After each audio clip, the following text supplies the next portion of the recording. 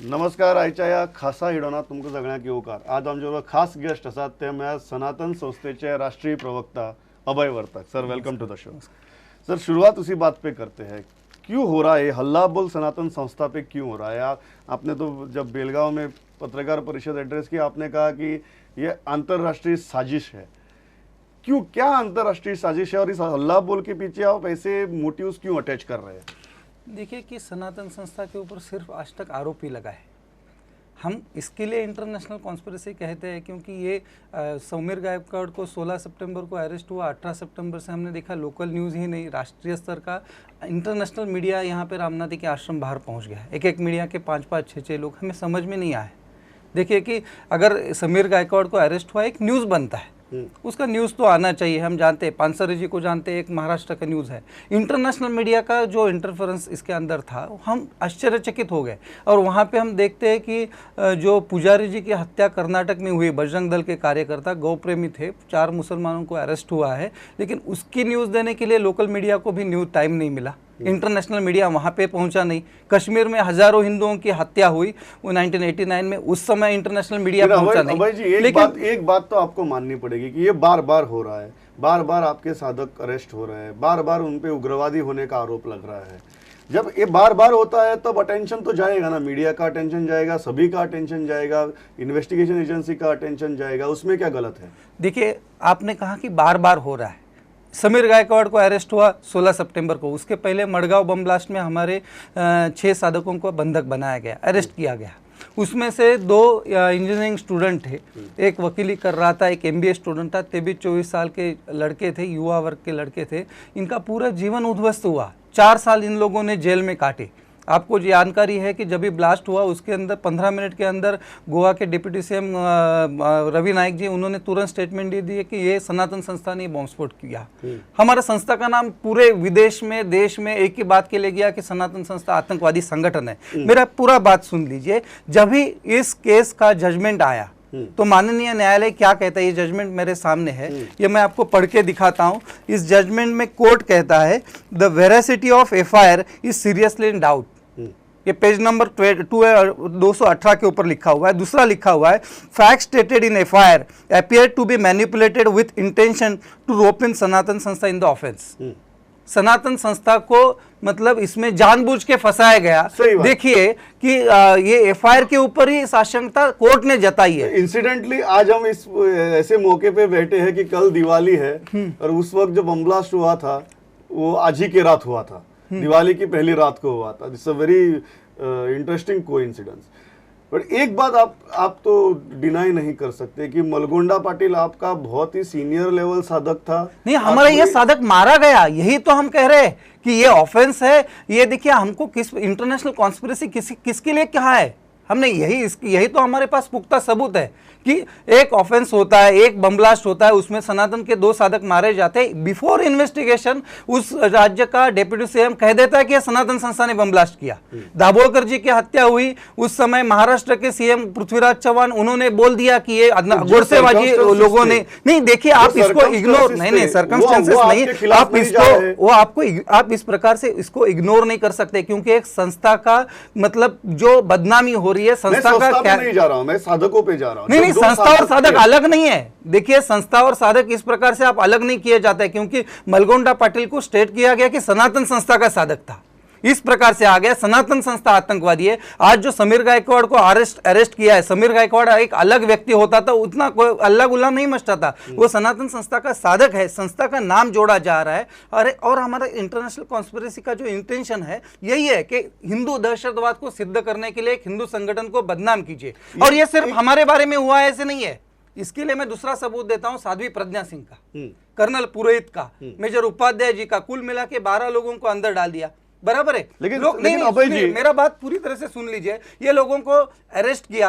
Arrest के बाद NIA 2012 में ये प्रकरण को हाथ में ले लिया. 2012 से 2015 हो गया, 4 साल हो गए, आज तक चार्जशीट क्यों फाइल नहीं हुआ? This is not serious thing.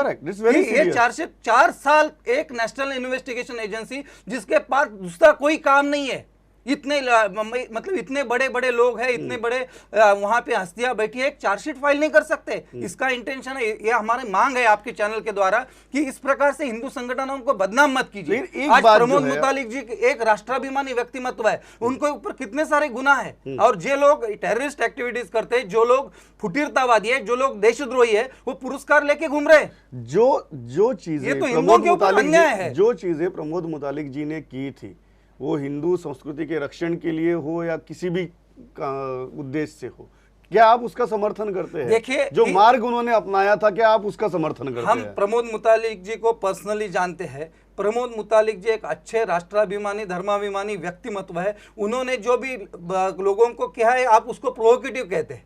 देखिए, उन्होंने तो धर्म की जागृति के लिए वो कहा है, अगर उसको मिस इंटरप्रेट करेंगे, क्या पब में जाके युवाओं को मारना धर्म की जागृति है? अरे उन्होंने ये देखा था कि देखिए, एक बात एक सोच सकते हैं कि अगर आपका एक गुस्सा है, आपको एक लगता है कि ये बात गलत है, और वो बात गलत बात लगती है और उसको आपको सहा नहीं जाता है, एक एक्शन हो जाता है, तो उनके ऊपर कानूनी कार्रवाई होगी, उसमें दिया नहीं। उनको जिस प्रकार से एज ए टेररिस्ट घोषित करके दिया जा रहा है, वो गलत है। इतना ही हमारा कहना है। जिस मतलब उनके तरीके से हम शायद असहमत हो सकते हैं, क्योंकि हमारी संस्था का ध्येय, हम बोलते हैं कि सनातन संस्था किसी मेरा वही सवाल है, किसी भी प्रकार की हम हिंसा का समर्थन नहीं करेंगे। उनके तरीके से सहमत है? तरीका हर एक संगठन का अलग अलग हो सकता है। आपको पूरा अधिकार है आपका मत रखने का, मुझे पूरा अधिकार है मेरा मत रखने का। जो सवाल उठता है वो तरीके पे उठता है।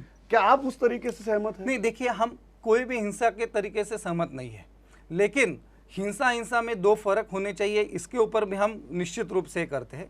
अगर आप देखिए कि इस देश में जब भी हमें स्वतंत्रता नहीं मिली थी, तो स्वतंत्रता के समय कितने सारे हमारे युवकों ने हिंसा का ये मार्ग अवलंबन किया और उन्होंने स्वतंत्रता के लिए हाथबार लगाया। अगर आप भगत सिंह को भी टेररिस्ट कहलाओगे और कसाब को भी टेररिस्ट कहलाओगे, या रास्ते के ऊपर किसी ने चाकू मारा है उसको भी टेररिस्ट कहलाओगे, तो ये गलत बात है। द आर्गुमेंट इज, एक जमाना था जब one man's terrorist used to be another man's freedom fighter. आज हम there is no good terrorism, there is no bad terrorism, ऐसा हमने कभी भी नहीं कहा है। दुनिया इतनी आगे निकल गई है कि there is no good terrorism, there is no bad terrorism, there is just terrorism and it has to be condemned wholeheartedly. जब आप अच्छी हिंसा और बुरी हिंसा की बात करते हैं, तब आपको नहीं लगता कि जो आपके टीकाकार है, आप उन्हें एक मौका दे रहे हैं आप पे उंगली उठाने का? देखिए कि हमने मौका देने का सवाल ही नहीं, क्योंकि उंगली उठाने के लिए एक बहुत सारा कॉन्स्पिरेसी तैयार है। जो हमारे टीकाकार है, इतने सालों से हमारे ऊपर टूट पड़ रहे हैं। मतलब मैंने जैसे अभी पहले ही आपको बताया कि मडगांव बम ब्लास्ट के सभी जो आरोपियों को निर्दोष छोड़ा गया, इसका न्यूज़ नहीं आया, कोई भी टीकाकार सामने नहीं आया। और जो टीकाकार हमारे खिलाफ बात करते हैं, जो उस रज़ा अकादमी दंगा करता है, वहाँ उस समय वो घर में छुपे बैठे हैं, वो ओवैसी के समय छुपे बैठे हैं, उनके लिए कोई टीका नहीं है। सिर्फ सनातन संस्था ने एक बात कह दी तो उसके ऊपर टूट पड़ना, इतनी उनकी टीका है। मतलब ये लोग सिलेक्टिव है।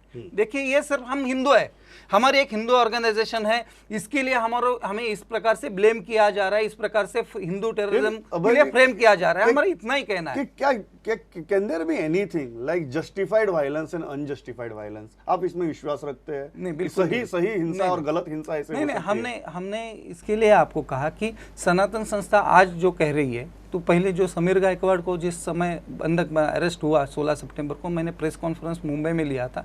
हमारा स्टेटमेंट इस प्रकार से था, सनातन संस्था किसी भी प्रकार का हिंसा का समर्थन नहीं करती है। हमने ये कहा था कि आज हम चाहते हैं कि जो लोग समझिए गलत काम कर रहे हैं, चाहे वो सेक्युलरवादी हो, कोई भी हो, तो उस ऑर्गेनाइजेशन के खिलाफ आप प्रोटेस्ट कर सकते हैं, इनके ऊपर केसेस डाल सकते हैं, जो हमने किया है। डॉक्टर दाभोलकर के ऊपर हमने केसेस डाले हैं, इनके खिलाफ हमने प्रोटेस्ट किया है, इनके खिलाफ हमने राइट टू इन्फॉर्मेशन का यूज़ किया है और लोगों के सामने इनका सच्चा स्वरूप भी लाया है। मतलब इस तरीके से आज के ज़माने में आप इन लोगों का पर्दाफाश कर सकते हैं। तो उसके लिए हिंसा की कोई आवश्यकता नहीं है, और सनातन संस्था ना कोई बम विस्फोट पे, ना कोई हिंसा पे विश्वास रखती है। ये हमने उस प्रेस कॉन्फ्रेंस में खुलेआम कह दिया था। दूसरा कह दिया था कि समीर गायकवाड़ को हम जानते हैं कि वो एक इनोसेंट है, इसको पकड़ा गया है, एक कॉन्स्पिरेसी की है, लेकिन फिर भी हमने कहा था कि कल अगर उसको दोषी साबित किया जाता है, वो दोषी मिलता है, तो हम उसका धिक्कार भी करेंगे। कोई संस्था का साधक अगर कोई गलत काम करता है, उसको संस्था प्रोटेक्शन नहीं देगी। देखिए, लेकिन ये संस्था का मतलब रवैया साफ होने के बाद भी संस्था को एक टेररिस्ट ऑर्गेनाइजेशन करके ब्लेम किया गया। एक सवाल जो उठता है कि जब जो आपका साहित्य होता है उसमें आप बहुत ही उग्र बात कहते हैं, बहुत ही तीखी बात कहते हैं, वो किसी दूसरे धर्म के बारे में हो या किसी दूसरी विचारधारा के बारे में हो, आपके जो विचार होते हैं बहुत तीखे होते हैं, बहुत उग्र होते हैं। आपको नहीं लगता कि आपके लाखों साधक हैं, उनमें से कुछ साधक ऐसे हो सकते हैं कि ऐसी भाषा पढ़ के या ऐसी भाषा सुन के बहक जाए और हिंसा का मार्ग अपना ले? तो आपको ये नहीं लगता कि ये संस्था की जिम्मेदारी है कि ऐसे उग्रवादी विचार प्रसारित ना करे? देखिए कि सनातन संस्था ने जो भी छपवाया है आज तक, सनातन प्रभात में जो छप के आता है, तो सनातन संस्था ने लोगों को अवेयरनेस के लिए छपवाया है। पहली एक बात, हम कहते हैं कि हिंदुओं जागो, हिंदुओं उठो, धर्म रक्षा के लिए तैयार हो जाओ, ये हमारी बात रहती है हमेशा के लिए। दूसरी बात है कि सनातन प्रभात में हर 3 महीने में 2 महीने में एक बात जरूर छपवाते, कोई भी मतलब घटना जो है हमारी उसके बाहर कोई भी कृति मत करो, मतलब संविधानिक जो भी हमें अधिकार दिए कि उसके दायरे में रह के कृति करो, ये संस्था बार बार छपवा दी है। लेकिन हमारा कोई भी एक छोटा सा पन्ने का एक छोटा टुकड़ा लेके लोग बोलते कि देखिए सनातन संस्था प्रोवोकेटिव बात करते हैं, सनातन प्रभात प्रोवोकेटिव है। मैं आपको एक कुछ उदाहरण बताता हूँ। ये लोकमत पेपर में छप के आया पेज 1 पे 5 जुलाई को 2008 में, कर्ज मुक्ति के साठी नक्सलवादी बना, ये खासदार शरद जोशी का वक्तव्य है।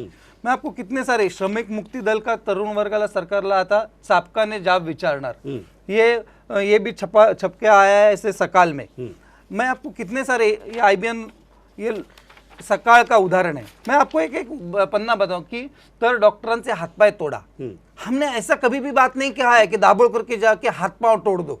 सनातन संस्था ने इस प्रकार की भाषा का उपयोग आज तक नहीं किया है। एक सीएम की भाषा है कि बदनामी करणाऱ्यांच्या अंगावर कपडे सुद्धा ठेवणार नहीं, ऐसी भी भाषा का उपयोग हमने नहीं किया है। ये छपके आया है, ये बहुत सारे न्यूज़पेपर में छपके आता है, वो प्रोवोकेटिव नहीं होता है। लेकिन हिंदू अगर बात करता है, वो नहीं कह रहा हूं, यही बात है, यही बात है कि प्रमोद मुतालिक, सनातन संस्था और जितने भी हिंदुत्ववादी संगठन है एक सेंटेंस बोल देते तो पूरा मीडिया टूट पड़ता है। नहीं, मैं वो बात नहीं कर रहा हूं। मैं कह रहा हूं कि जब आप कह रहे हैं कि जब आप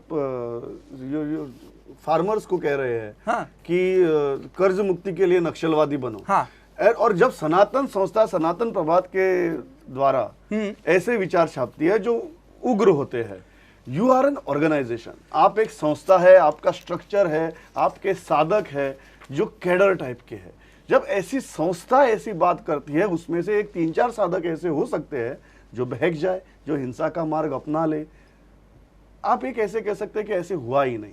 आप एक ऐसे डिपेंड कर सकते हैं कि ऐसा हो ही नहीं सकता। सनातन प्रभात में रोज एक दिन भी ऐसा नहीं जाता कि पूरा पढ़ता नहीं हूँ, क्योंकि सनातन संस्था का मैं प्रवक्ता हूँ, तो मैंने ये बार बार पढ़ा कि मुझे कभी भी सनातन प्रभात ने आज तक ऐसी कोई भी संवैधानिक कृति के दायरे के बाहर, क्योंकि आज सनातन प्रभात निकलता है उसके पहले 2 वकील उसको पढ़ते हैं, उनका एक सिस्टम है कि वो एडवोकेट पढ़ता है कि जिसमें लगता है कि ये असंवैधानिक नहीं है तभी ये छप के आता है। एक रिस्पॉन्सिबल हमारा ऑर्गेनाइजेशन है, संस्था इस प्रकार से कभी भी नहीं छपवाती कि लोगों को हर्ट हो जाए या लोगों इस प्रकार से प्रोवोकेटिव हो जाए। देखिए, लेकिन अगर कोई व्यक्ति को अगर गुस्सा आता है और वो एक कृति कर देता है, समझ लीजिए कि हिंदुओं के ऊपर बहुत बड़ा अन्याय हुआ है, ये सिर्फ आपके चैनल के ऊपर मैं बात कर रहा हूँ, इसलिए ABP में मैंने यही बात की थी कि एक सोच लीजिए, जैसे कलबुर्गी का था, कलबुर्गी जी की हत्या हुई, उनका स्टेटमेंट था कि शिवपिंडी के ऊपर पाँव रखो और इसके ऊपर पेशाब भी करोगे तो कोई दिक्कत नहीं है। तो सनातन संस्था का एज ए मैं साधक हूँ, तो मैं कैसे सोचूंगा अरे इन्होंने ये कहा ना, इनके ऊपर लीगल एक्शन होना चाहिए, मैं इनके ऊपर कोर्ट केस दाखिल करूंगा। एक कोई आम आदमी है वो सोचेगा छोड़ दो, इसके से मुझे कुछ लेना देना नहीं है। लेकिन कोई अगर धर्माभिमानी है, ऐसा कोई हिंदू युवक है कि जिसका मतलब गुस्सा है, उसको अंदर ये नहीं है, कंट्रोल नहीं है अपने ऊपर, वो जाके सोचेगा मैं इसको जाके 2 थप्पड़ मार दूंगा। तो मैं कहूँगा कि ये मेरी बात है कि मैं संवैधानिक दायरे में कृति करूँ, उसको मैं कैसे रोक सकता हूँ?